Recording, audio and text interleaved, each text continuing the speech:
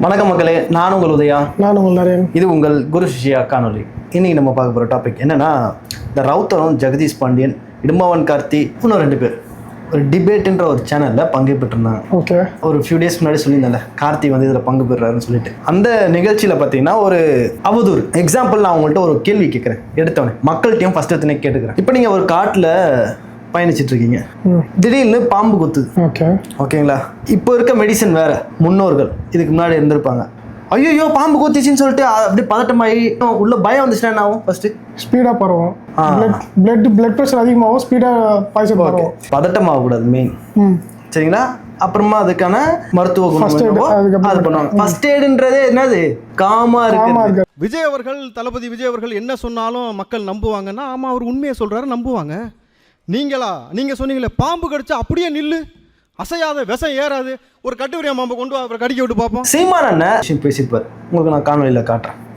எங்கள் அப்பா சொல்லி கொடுப்பாங்க, நாங்கள் ஆடு மாடு மேய்க்க வாழது, தேலு பாம்பு கடிச்சிச்சுன்னா கத்தக்கூடாது. உடனே இல்லைன்னா அதே இடத்துல இருக்கும், அந்த விஷம் அப்படியே நிற்கும். திரும்ப அவனை கடிக்க விடுவோம், விஷம் ஏறுதா இல்லையா, நீங்க அமைதியா இருங்க, விஷம் ஏறுதா இல்லையான்னு பார்ப்போம். சார், அரிசியை விட சின்ன தோட்டா எங்கேயாவது பார்த்துருக்கீங்களா? அப்படியே உள்ள போகுமா, அப்படியே விரிஞ்சிருமா, அதுக்கப்புறம் பாத்தீங்கன்னா அவங்க செத்துருவாங்களா, அப்புறம் சுட்டு பழகினாரா. இப்போ இதுல இருந்து அவர் சொன்னது 2 விஷயம், 2 குற்றச்சாட்டு சொல்லியிருக்காரு. அதாவது சீமான் அவர் சொன்ன மாதிரி என்னென்னது, பாம்பு பத்தியும் அரிசி சின்ன தோட்டம் மாதிரி. ஓகே, இப்போ பாம்பு பத்தி வரலாம். இப்போ பாம்பு, அதாவது WHO ரெக்கமெண்டேஷன்ல என்ன சொல்றாங்க படி. பாம்பு கடித்தவுடன் பதற்றப்படாமல் உடல் அசைவை குறைப்பது என்பது பழமையான ஃபர்ஸ்ட் எய்ட் எண்ணத்துடன் ஒத்துப்போகும் விஷயம்.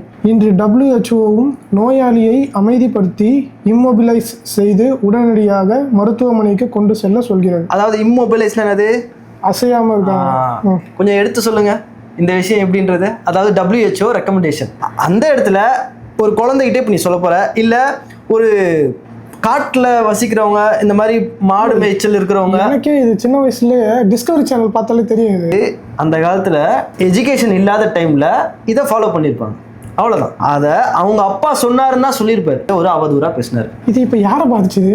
நீங்கள் அப்படி எடுத்துக்கிறீங்க. இங்கே என்ன தெரியுமா, எதை வச்சு இந்த மக்கள் வந்து முட்டாளாக்கப்படுறாங்க, அந்த 1.25 கோடி பேர். இல்லை, நான் அதுதான் கேட்குறேன். இதை ஒரு பெரிய விஷயமா எடுத்துன்னு வந்து மக்களவையில் மேடையில் பேசுறதுக்கு என்ன இருக்குது? சரி, 2வது அரிசி தோட்டா என்ன சொன்னாங்க, அது எனக்கே தெரியும். என்னது, ரைசின் தானே.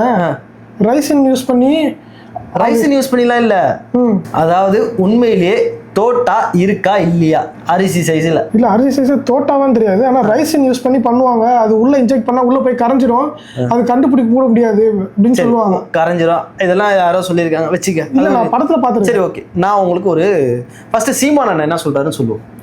இதுல அந்த ரவுத்தர் என்ன சொல்றாப்ல, ரவுத்தர் அரிசியை விட குட்டியா இருக்கிறது உள்ள போயிட்டு நுழைஞ்சு வெளியில வருமா அப்படின்ற ஒரு கதை கட்டினாரு. நீ கேட்டல, சீமானவர் என்ன சொல்றாரு பாரு. இப்போ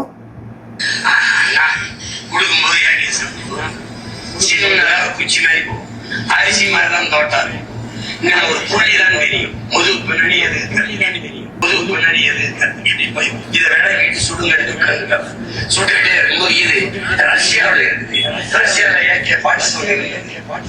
ராணுவத்துல அதை வாங்கி காவல்துறைக்கு முடிச்சு இப்ப ராணுவத்துக்கு இந்த 74 கொடுத்துட்டாங்க. அதுக்கப்புறம் இப்ப நம்ம கிட்ட இருக்குது. ஆக்சுவலி ஃபர்ஸ்ட் ஆஃப் ஆல் இவர் இந்த AK-74 சொல்லவே இந்த மீடியா எப்படி திரும்ப போர்ட்ரை பண்ணிச்சு அப்படின்றது ஒன்று இல்லவே இல்லை.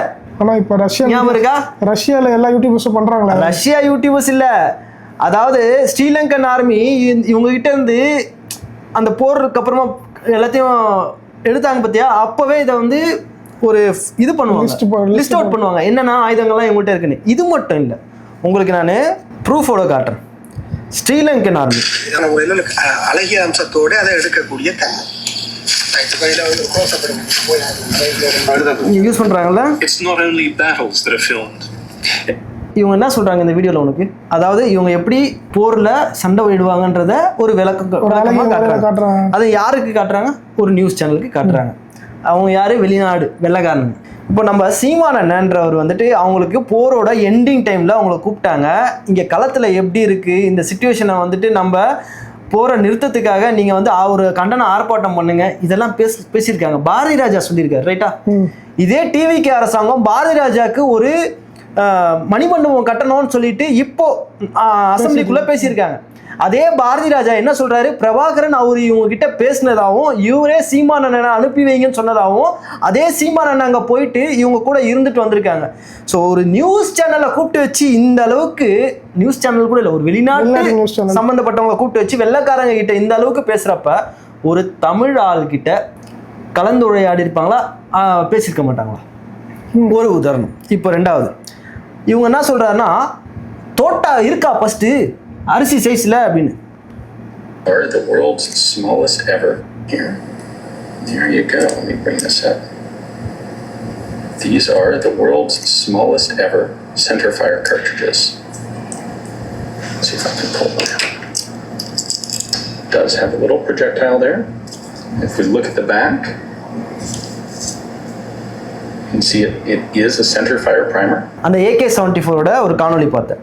ரஷ்யாவில் இவங்க நானும் பார்த்துருக்கேன் யூஸ் பண்ணுறாங்க. அந்த கன் இருக்குல்ல, அந்த புல்லட் இருக்குல்ல, அந்த புல்லட்டோட நுனி ஸ்டார்டிங் இருக்குது பார்த்தீங்களா, அது வந்து ஒரு சைஸ் வந்துட்டு எம்எம்ல சொல்ல எப்படின்னா அரிசி சைஸ்லன்னு சொல்லுவாங்க. அதோட ஃபுல் லென்த் இருக்குல்ல அது வேற, பட் அந்த ஸ்டார்டிங் பாயிண்ட்டும் அந்த கர்வும் இருக்குல்ல அரிசி சைஸில் இருக்கும். அது அவ்வளோ ஷார்ப்னஸ்ஸு அப்படின்னு அவ்வளோ மெலிசாக இருக்கும். அது அந்த புல்லட்டை அவங்க யூஸ் பண்ணுவாங்க. ஒரு எக்ஸ்ப்ளனேஷன் வீடியோவே இருக்குது ரஷ்யன்ஸ் பேசுறது. உங்களுக்கு புல்லட் இந்த சின்ன சைஸில் இல்லைன்றீங்களா, அதையும் நான் இப்போ உங்களுக்கு காட்டுறேன். இப்போ இந்த ரவுத்தர் பேசின ஸ்பீச்சுக்கு அந்த இடத்துல ஸ்டேஜில் இப்போ நான் என்ன சொல்லலாம், தற்குறிங்களுக்கு தான் இதெல்லாம் தெரியாது, அவதூறை வச்சு அடிக்கணும்னு நினைக்கிறவங்க தான் கிண்டல் தனமாக பேசி, அதாவது ஒரு கட்சி தலைவரை எப்படி வந்து டாமினேட் பண்ணோம். ஏன்னா அவர் கேட்குற கேள்விக்கு இவங்கள்ட்ட வாதமே இருக்காது. ஸ்டேஜில் கேட்பாங்க, அதாவது இந்த 100 நாளில் நீங்கள் என்ன சாதனை பண்ணீங்க, அதாவது ஏற்றமா ஏமாற்றமா, இதுதான் டிபேட்டோட ஒரு இது. அப்போது ஒரு ஏமாற்றம் தான் அப்படின்னு சொல்லி இவங்க சொல்லுவாங்க. இவங்க வந்துட்டு ஜஸ்ட்டு வந்த குதிரை வேகத்தில் குதிரை பேரம் தான் பண்ணாங்க. இவங்க ஒரு மாற்றமும் பண்ணல. இந்த திமுக இதுக்கு முன்னாடி என்ன பண்ணாங்களோ அதை லிஸ்ட் அவுட் போட்டு. எனக்கு ஒரு சின்ன டவுட்டு. சொல்லுங்கள். இப்போ நீங்கள் சொல்கிறத பார்த்தா ஏற்றம் ஏமாற்றம், ஏமாற்றத்தை பற்றி இரும்பவனம் காட்டி பேசினாரு. இவங்க ஏற்றத்தை பற்றி மட்டும் தானே பேசணும். அதுதான் அங்கே பெரிய பிரச்சனையாயிடுச்சு தெரியுமா. ஏற்றத்தை பற்றியே இவங்க பேசலை. என்ன இருக்கு, அதுதான் கடைசியாக வந்துட்டு டிஎம்கேல இருந்துட்டு ஒருத்தர் வருவார், அவர் பேசுவார். அவர் பேசுகிற என்ன சொல்லுவார், நானும் பார்த்தேன் நீங்கள் வந்து இது 3 பேர் வந்தீங்க, 3 பேரில் ஜெகதீஷ் பண்டியனா இருக்கட்டும், முன்னாடி இருந்த மினிஸ்டர் ஒருத்தர், அதுக்கப்புறம் ரவுத்தர், யாருமே நீங்கள் வந்துட்டு ஏற்றத்தை பற்றி பேசவே இல்லை, நீங்கள் வந்து அவதூறை மட்டும் எடுத்து பேசிகிட்டே இருக்கீங்க. அப்போது செந்தமிழ் சீமானை வந்து எப்படி பேசுகிறாங்கன்னா, கூகுளில் இவங்க சர்ச் பண்ணால் டுபாகூர்னு வருமா, செந்தமிழ் சீமான் வந்து டுபாகூர் அரசியல்வாதின்னு வருமா அப்படின்னு யாரு ராவுத்தர் பேசுகிறப்ப கூச்சல் எல்லா இடத்துலையுமே ஆளுங்கெல்லாம். ஒரு தலைவனா ஒரு எவ்வளோ ஒரு தாய் தந்தை சொல்லி கொடுக்குற ஒரு விஷயம், ஒரு ஆசிரியர் சொல்லி கொடுக்குற விஷயம். ஆக்சுவலாக சொல்கிறது என்னன்னா, நீங்கள் உங்களுக்கு யார் மேலே வேணால் சொந்தமாக பார்க்க இருக்கலாம், ஆனால் தமிழ்நாட்டு மக்கள் வந்து ஒருத்தரை தலைவராக நினைக்கிறாங்க அப்படின்னா அவரை பற்றி இந்த மாதிரி வார்த்தை வந்து மேடையில் யூஸ் பண்ணுறது தவறான விஷயம். அந்த மாதிரி அதுவே தெரியாத ஒருத்தரை இந்த கட்சிக்காக பேச ஆரம்பிச்சிருக்காங்க. அவங்கள்ட்ட யார் இருக்கா பேசுறதுக்கு? எப்படி 5432 இப்படி இருக்கிறவங்களை கூப்பிட்டு வந்து ஸ்டேஜில் உட்காந்து பேச வைக்க முடியுமா? சரி, ஓகே, இப்போ நான் இங்கே வந்துடுறேனே.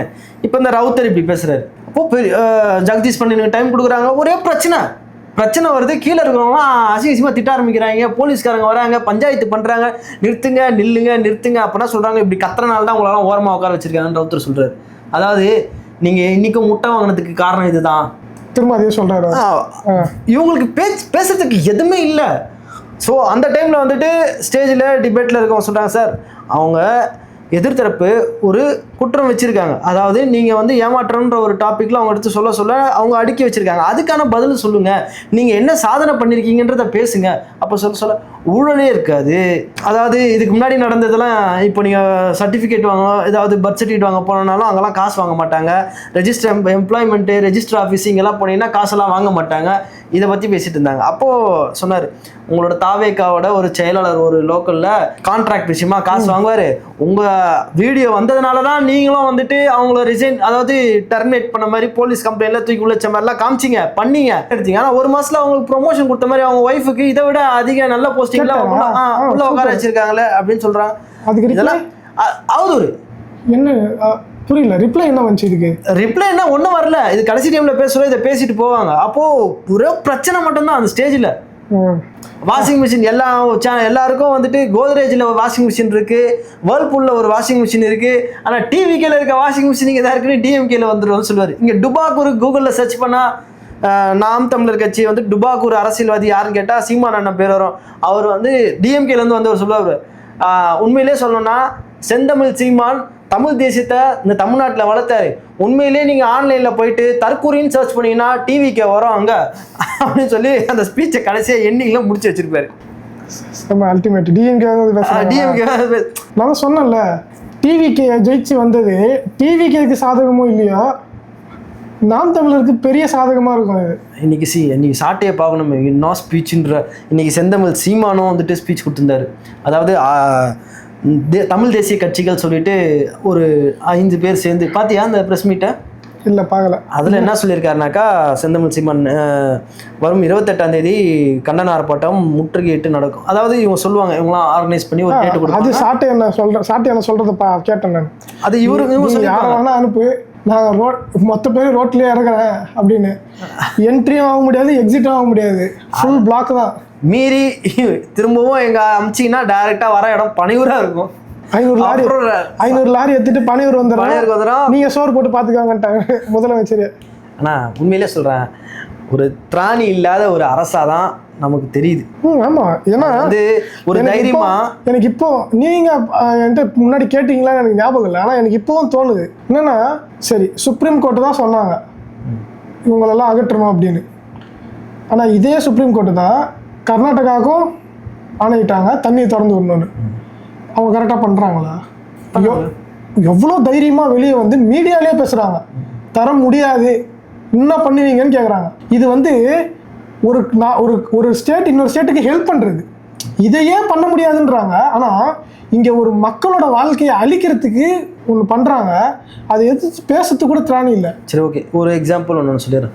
ஒரு அமெரிக்கன் சிட்டிசன், சரியா, அவன் வந்து இந்தியாவில் யாரோ ஒருத்தர் அடிச்சிட்டான், நம்ம இந்தியன்ஸ் வந்து அடிச்சிட்டாங்கன்னா அமெரிக்காவில் வந்து என்ன கேட்பாங்க?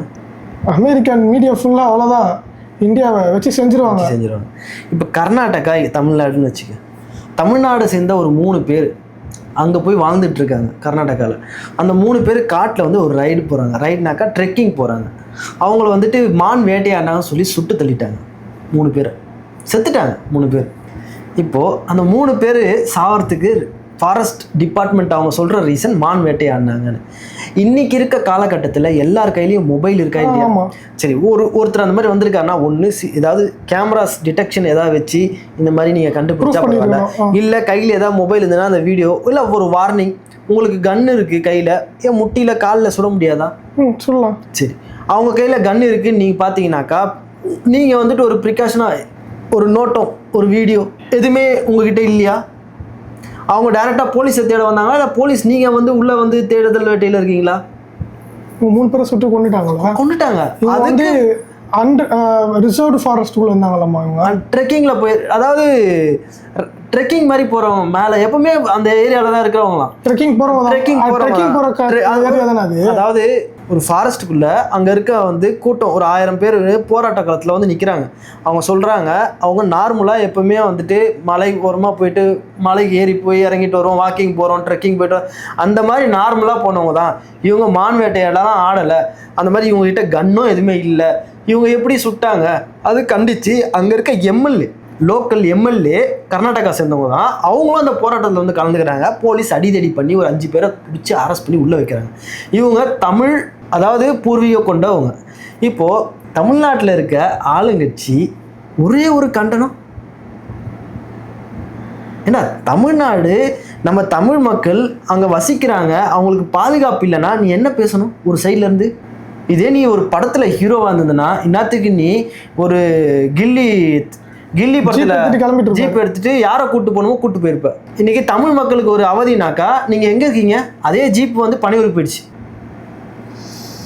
ஒரு மக்களுக்கு ஒரு பாதுகாப்பு கொடுக்குற இடத்துல நம்ம இருக்கோம், அங்கே நீங்கள் பாதுகாப்பு கொடுக்க தேவையில்ல. ஆனால் இங்கேருந்து நாளைக்கு அங்கே போகிறாங்கனாக்கா இதுக்கப்புறம் எப்படி போக முடியும்? சொந்த ஊர்லேயே இது இல்லை, ப்ரொடெக்ஷன் இல்லை, அடுத்த ஊரில் ப்ரொடெக்ஷன் இல்லைன்னு யோசிச்சு என்ன பண்ணுறது? சரி, என்ன அப்புறம் விட்டு போயிடலாமா? அப்போ இவங்கள அப்போ செய்ய தேவையில்லையா, கேட்க தேவையில்லையா? அதான் செஞ்சுட்டு இருக்காங்களே. இல்லை நம்ம கேட்க தேவையில்லையா, நம்ம சைட்லேருந்து கம்னு போயிடுமா? இல்லை கேட்டுட்டு தான் இருக்கோம். அதுதான் இன்னும் கேட்குற நாக்கு புடுங்குற மாதிரி கேட்க தேவையில்லையா, கவனம் போகலாமா? கேட்டாலும் என்ன சரி என்ன ரிப்ளை வரப்போகுது இப்போ நோவில் இல்லை பொது தளத்துல பொது மேடையில கேள்வி கேட்குறாங்க, ஒரு ரிப்ளையும் வரல. இப்போ அவங்க ரிப்ளை கொடுக்குறாங்களோ இல்லையோ, மக்கள் ஆகிய நமக்கு அவங்கள பற்றி ஒரு விஷயத்த நம்ம பேசுறதுனால தான் புரிதல் வரும். அதாவது புரிஞ்சுக்கிட்டாங்களா? அப்படியா? கமெண்ட்ல எத்தனை பேர் புரிஞ்சுக்கிட்டீங்கன்னு சொல்லிட்டு சொல்லுங்க. எல்லாம் திட்ட தான் செய்வாங்க கமெண்ட்ல. இது யார் புரிஞ்சுப்பா? நீ எப்படி அண்ணனை பத்தி பேசலாம்? நீ எப்படி டிவிக்கை பத்தி பேசலாம்? உனக்கு என்ன தெரியும்? உனக்கு அறிவு இருக்குதா? நம்மளாம் அறிவுலாம் பேசிட்டு இருக்கோம். சரி, ஒரு நாள்லேருந்து அப்போ 5430 அப்படின்னு சொல்லிட்டு பேசுவோம். அறிவு இருக்கு. சரி, ஓகே, என்ன பண்ணுறது? இந்த மாதிரியே போயிட்டு இருந்தா இப்போ அண்ணாமலை வந்திருக்காரு தெரியுமா? இன்றைக்கி சென்னையில் வந்துட்டு ஒரு பெரிய கூட்டம் காட்டின மாதிரி ஒரு ட்ரோன் ஷூட்டு, அப்புறமா கூட்ட நெரிசலில் வந்து ஸ்டேஜில் ஏறுற ஒரு சீனு. விஜய் இதுக்கு முன்னாடி படத்தில் நடித்த மாதிரி இவர் அரசியலில் வந்து ஒரு மேடை போட்டு பேசுகிறாரு. என்ன பேசுகிறாரு? நாங்கள் வந்துட்டு அதான் குற்றம் சாட்டுற ஆளுங்கட்சியில் பார்த்தீங்கன்னா, நீங்களும் வந்துட்டு மக்களுக்கு உதவி செய்ய தான் வந்திருக்கீங்க, ஆனால் இங்கே ஊழல் வந்துட்டு இப்போவும் நடக்குது, மினிஸ்டர்ஸ்லாம் வந்து கை நீட்டி வாங்குறாங்க, எங்ககிட்ட ஆடியோ முதல் கொண்டு எல்லாமே இருக்குது. திரும்ப ஆரம்பிச்சிட்டாரா? அப்படி பேசுகிறார். பேசிட்டு இப்போ நாங்கள் வந்துட்டு உங்களுக்கு ஒரு சொல்கிறோம், இன்னும் ஒரு வருஷத்தில் இதுக்கு ஆப்போசிட்டாக நிற்போம், அவ்வளோதான். ஆனால் 2 பேரோட நோக்கமும் ஒன்று தான், தமிழ் மக்கள் நல்லா இருக்கணும். ஒரு சைடு டிவிக்கே இருக்கும், இன்னொரு சைடு வந்துட்டு வி ஆர் த வாரியர்ஸ்ன்னு சொல்லிட்டு இருப்போம். அது என்ன சொன்னாங்க? We are the we the வேர்ல்டா தெரியல. அவர் சொன்னது ஒரு அவரோட கட்சி பேர், நமக்கு ஆக்சுவலி தெரியல, வச்சுக்கோங்க. We are the something. இப்போ நான் ஒன்று கேட்குறேன், ஒரு கேள்வி. அதாவது ஸ்டேஜில் ஏறி பேசுகிறாரு, இவங்களுக்கு வந்து ஒரு 20 லட்சம் மரக்கன்றுகள் நடுறது ஒரு பிளான்ல இருந்தாங்களாம். அதில் ஒரு 6.5 லட்சத்துக்கிட்ட வந்துட்டு தொட்டுட்டாங்களாம். மீதி இருக்க ஒரு 14 லட்சம் வந்து வைக்கணுமா? இதனால எர்த்துக்கு என்விரான்மெண்டல் சேஞ்ச் நடக்குமா? இப்போ நான் ஒன்று கேட்குறேன், இந்த இடத்துல முன்னோர்களில் பல காலம் முன்னாடி நட்டு வச்சுட்டு போனாங்கல்ல, அது மாதிரி இந்த மலை இயற்கை இதை பாதுகாக்கிறதுக்கு உங்கள் கூட்டம் என்ன பண்ணுச்சு? இங்கே வந்து நீங்கள் நடுறதுக்கு உங்களை மாதிரி ஈசான்னு ஒருத்தர் வந்தார், இருக்கிற காட்டை பாதி அழிச்சிட்டு நானும் மரம் நடுறேன்றாரு. நீங்கள் என்ன பண்ணுறீங்க? நீங்கள் அதாவது சென்ட்ரல் கவர்மெண்ட், இதுக்கு முன்னாடி நீங்கள் பிஜேபி கூட இருந்தீங்க, இப்போ நீங்கள் வெளியில் வந்திருக்கீங்க. இதே பிஜேபி நீங்கள் அங்கே இருக்க சொல்ல உத்தரகண்டில் என்ன பண்ணுச்சு, இதே மேகாலயாவில் என்ன பண்ணுச்சு? நீங்கள் போயிட்டு உத்தரகண்டில் போய் பாருங்கள். போகிற அந்த ஃபாரஸ்ட்டுக்கு போகிற வேலை அதானி அம்பானிக்கு நீங்கள் ப்ராஜெக்ட்ஸை குத்து ரோட்டில் இருக்க எல்லா மரங்களும் 50 வருஷம் 60 வருஷம் இருக்க மரங்களை எல்லாத்தையும் வெட்டி வெட்டி வெட்டி வெட்டி மகாராஷ்டிராவில் ஒரு ப்ராஜெக்ட்டு, உத்தரகண்டில் ஒரு ப்ராஜெக்ட்டு, எங்கே பார்த்தாலும் நீங்கள் மரத்தை வந்து டீஃபாரஸ்டேஷன் பண்ணுறீங்க. அதாவது உங்களால் கிரியேட்டே பண்ண முடியாது. உங்கள் ஆயுசு முடிகிற வரைக்கும், உங்கள் ஆயுசுக்கும் மேலே இருந்த ஒரு மரத்தை நீங்கள் வெட்டுறீங்க. அப்புறம் நீங்கள் அங்கேருந்து இங்கே வந்து நீங்கள் சின்னதாக மரத்தை நடுறேன்னு சொல்லிட்டு ஒரு ஸ்பீச்சை கொடுத்து அதில் வந்துட்டு காஸ்ட் வைஸில் அதிகமாக இருக்குது, நாங்கள் வந்துட்டு கண்டிப்பாக நட்டு நாங்கள் நாட்டுக்கு நல்லது செய்ய போகிறோம். ஓகே சார், அதாவது அரசியலுன்றது வந்து என்னை பொறுத்த வரைக்கும் இருக்கிறத பாதுகாக்கணும், இயற்கையை. கூடவே நீங்கள் வந்து இயற்கைக்கு உதவி செய்யலாம். ஆனால் நீங்கள் உதவி செய்கிறேன்னு சொல்லிட்டு இன்றைக்கி ஒரு மரம் வைக்கிறீங்க, அது ஒரு 50 வருஷத்துக்கு அப்புறமா தான் அதோட க்ரோத் இருக்கும். ஆனால் 50 வருஷத்துக்கு மேலே இருக்கிறது என்னென்னலாம் பண்ணியிருக்கு தெரியுமா? அந்த நேச்சருக்கு எவ்வளோ கார்பன் டை ஆக்சைடு எடுத்து அது ஒரு ஆக்சிஜனை கொடுத்து அதோட வேறு கீழே எவ்வளோ விஷயங்கள் இருக்கும். அதுக்கு அதாவது நம்மளோட வீடை இடித்தா எப்படி இருக்குமோ அப்படி தான் ஒரு வாயிலா ஜீவன் பறவைங்களுக்கு இருக்கும். தேனியாக இருக்கட்டும், பறவைகளாக இருக்கட்டும், பூச்சிகளாக இருக்கட்டும், இதுக்கெல்லாம் வந்து அந்த மரம் வந்து ஒரு வீடு. அதை அழிக்க மனசு வருதுனாக்கா நீங்கள் மனுஷனையும் அப்படி தான் நினைக்கிறீங்க, மிருகத்தையும் அப்படி தான் நினைக்கிறீங்க, ஆனால் உங்கள் கட்சிக்காரங்களை தவிர்த்து. ஓகே, பார்ப்போம். இந்த மேகமலை விஷயத்தில் வந்துட்டு கண்டன ஆர்ப்பாட்டம் இன்றைக்கி நம்ம சாட்டை பயங்கரமாக செஞ்சு வச்சுருக்காரு. வரும் இன்னும் கொஞ்சம் நாளில் வந்துட்டு பேரணி கூடும்னு சொல்லியிருக்கு. இதை வந்து கைவிடணும். ஆளும் அரசாங்கம் வந்துட்டு ஒரு கேஸை போட்டு அதை முடிங்க. அதாவது ஆல்ரெடி ஒரு சட்டம் இருக்குது, 2005க்கு முன்னாடி வந்து எவ்வளோ பேர் இருந்தாங்களோ அது அவங்களுக்கான இடம் ஒதுக்கி கொடுக்கணும், பட்டா கொடுக்கணும் அப்படின்ற ஒரு சட்டம் இருக்குது, அதை இம்ப்ளிமெண்ட் பண்ணுன்னு சொல்லியிருக்காங்க. பார்ப்போம் பண்ணுறாங்களா இல்லையான்ட்டு. இந்த காணொலி எப்படி இருக்குன்றதையும் கமெண்ட் பாக்ஸில் மென்ஷன் பண்ணுங்கள். நீங்கள் எதாவது சொல்ல வேண்டியது இருக்கா? என்ன சொல்கிறது? எது சொன்னாலும் நீங்கள் கேட்க மாட்டீங்க, அதனால் நீங்கள் பேச மாட்டீங்க, அதுதானே? இல்லை, எது சொன்னாலும் நீங்கள் கேட்க மாட்டீங்களாம், அதனால் இவர் பேசாமல் இருப்பாராம்.